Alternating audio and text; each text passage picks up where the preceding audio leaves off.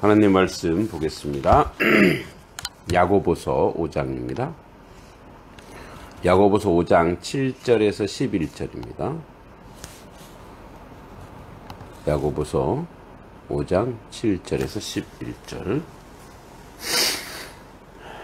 신약성경 제성경책으로 376쪽입니다.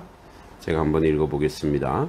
그러므로 형제들아, 주께서 강림하시기까지 길이 참으라. 보라, 농부가 땅에서 나는 귀한 열매를 바라고 길이 참아 이른 비와 늦은 비를 기다리나니, 너희도 길이 참고 마음을 굳건하게 하라. 주의 강림이 가까우니라. 형제들아, 서로 원망하지 말라. 그리하여야 심판을 면하리라. 보라, 심판주가 문 밖에서 계시니라. 형제들아, 주의 이름으로 말한 선지자들을 고난과 오래 참음의 본을 삼으라.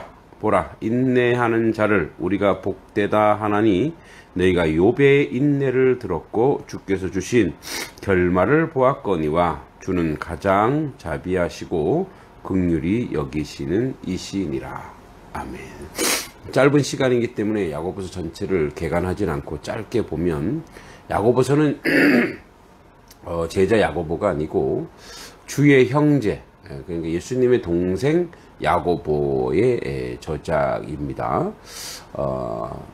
예수님 생전에는 믿지 않았죠. 그러나 이제 예수님의 부활 승천을 눈으로 목도하고 초대교회, 오늘날 총회장 같은 초대교회 지도자가 됩니다. 야고보 하면 우리가 이제 뭡니까? 오래 참음, 또 행함, 이런 부분을 많이 이야기합니다. 그래서 5장 오늘 본문은 이제 종말론적인 훈계와 병과 죄에 대한 기도의 능력에 대해서 이야기하고 있는 부분이죠. 특별히 오늘 7절과 11절은 고난에 대한 바른 이해를 말하고 있습니다. 본서에서 자주 등장하는 단어 가운데 하나가 인내입니다. 야고보는 본서를 기록하면서 제일 먼저 인내에 대해서 언급합니다. 1장 2절부터 4절에도 나오죠. 야고보는 믿음으로 인하여 많은 고통을 받고 있었던 신앙인들에게 위로를 줄 필요를 느꼈던 것입니다. 인내는 그리스도인들이 가져야 할 아주 중요한 덕목 중에 하나입니다. 본문에서 한 가지 주목할 점은 인내가 그리스도의 강림과 함께 연결되어 사용하고 있다는 것입니다. 자, 7절에 그러므로 형제들아, 주께서 강림하시기까지 길이 참으라. 보라, 농부가 땅에서 나는 귀한 열매를 바라고 길이 참아 이른 비와 늦은 비를 기다리나니, 너희도 길이 참고 너희 마음을 굳게 하라. 주의 강림이 매우 가까우니라. 7절과 8절이죠. 이 구절은 우리에게 인내할 이유에 대해 설명해 줍니다. 왜 우리가 인내해야 하는가? 주의 강림이 가깝기 때문이다. 농부가 길이 참는 것은 귀한 열매를 바라기 때문입니다. 그러니까 믿음이죠. 그러니까 주의 강림을 바라고 농부가 열매를 바라는 것은 확신하는 거예요. 주님이 오실 것을, 또는 우리가 주님 앞에 주님 나라 갈 것을 확신하기 때문에 인내할 수 있는 거죠. 그러니까 인내의 능력은 믿음에서 온다는 것을, 즉 하나님 나라에 대한 소망이 있다라는 것을 확신할 수 있죠. 그러니까 어떻게 보면 믿음으로 말미암아 인내의 에너지가 생기는 것이고, 또 하나님 나라의 소망으로 말미암아 견고해지는 것이고, 인내의 과정은 사랑이죠. 사랑으로 이제 모든 대상이나 또 우리가 화를 내지 않거나 분노하지 않는 이유, 바로 세상의 모든 것들을 하나님이 주신 그 사랑으로 가기 때문에 그렇다라는 거죠. 그래서 성경에서 우리가 시편 126편 6편에 울며 씨를 뿌리는 자는 기쁨으로 그 단을 거둔다는 말이 있습니다. 이 말씀에서 우리는 울며 씨를 뿌리는 자만이 기쁨의 단을 거둔다는 평범한 진리를 보게 됩니다. 그러나 단을 거두기까지 울며 씨를 뿌리는 아픔이 동반되어야 할 것입니다. 비록 눈물이 날 정도로 힘든 날들이지만 농부가 땀을 흘리는 것은 수확에 대한 기대가 있기 때문입니다. 만일 아무리 수고하여도 결실이 없다면 농부의 수고는 헛된 것이겠죠. 성도들의 삶은 이와 같을 것입니다. 주의 강림이 가깝다. 처음 교회, 초대교회는 예수 그리스도의 강림에 대한 소망 속에서 살았습니다.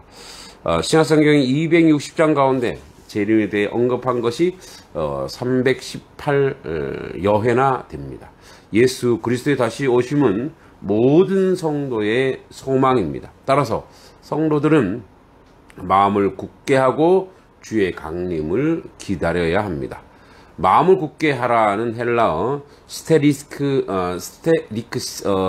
사테는 문자적으로 내 마음을 강하게 하라는 의미입니다. 즉 사람의 내적 경고성을 의미하죠. 그러므로 너희가 그리스도 예수를 주로 받았으니 그 안에서 행하되 그 안에 뿌리를 박으며 세움을 입어 교훈을 받은 대로 믿음에 굳게 서서 감사함을 넘치게 하라고 골로새서 2장 6, 7절에서 말씀하고 있죠.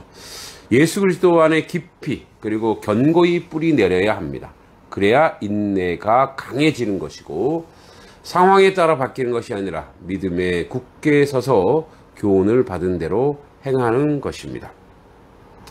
자, 이때 조심해야 될 것이 있는데 그것이 이제 9절, 10절에 나와 있죠. 형제들아, 주의 이름으로 말을 한 선지자들을 고난과 오래 참음의 본을 삼으라. 너희들의 모델이 있다. 선지자들이다. 그리고 보라. 접니다.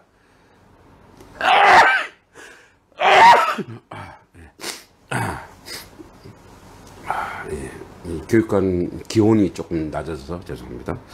자, 형제들아 서로 원망하지 말라. 그리하여야 심판을 면하리라. 보라, 심판주가 문 밖에 서 계시니라.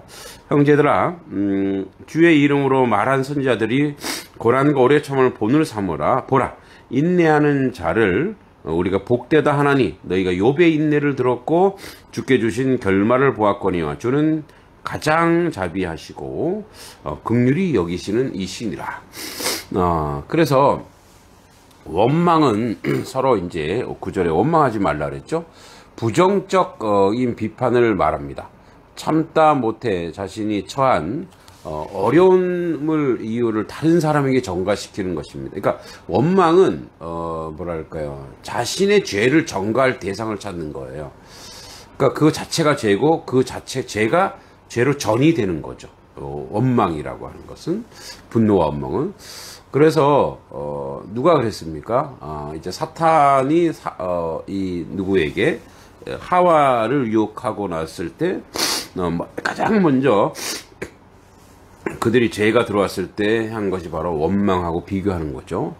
심판자가 문 밖에 서 계시기 때문입니다. 다윗의 아들 압살롬을 피해서 도망갈 때 시므이란 자가 다윗을 향하여 돌을 던지며 저주했습니다. 이때 다윗을 수호하던 자가 그를 죽이려고 하자 다윗은 그를 말리며 이렇게 말했습니다.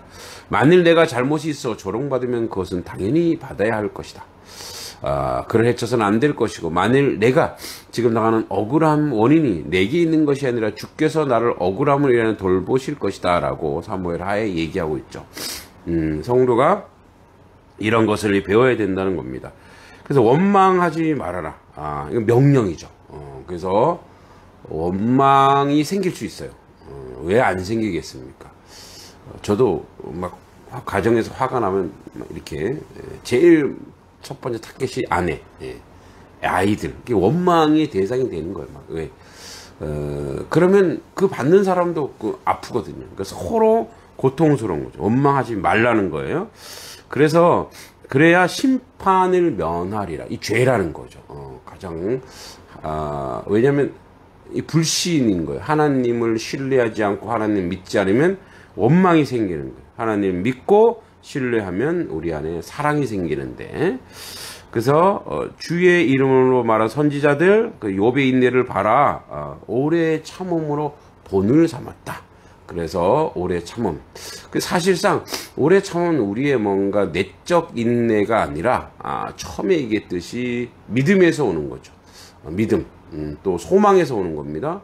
하나님 나라에 대한 소망, 믿음. 그러니까 확실히 믿음이 있으면 원망하기보다 하나님 앞에 고하여 정직한 마음으로 자기를 정화시키고 그렇게 말씀으로 견고하게 세워가는 것이죠. 우리가 오늘도 원망하려고 하는 마음이 생길 것입니다. 그것은 마귀가 주는 마음입니다. 예수의 이름으로 물리치고 대상에 대해 원망하려고 하는 대상에 대해 이해하고 배려하고 사랑하는 자리로 가는 그런 믿음과 소망과 사랑을 실현하는 능력의 하나님 백성 되길 기도합니다.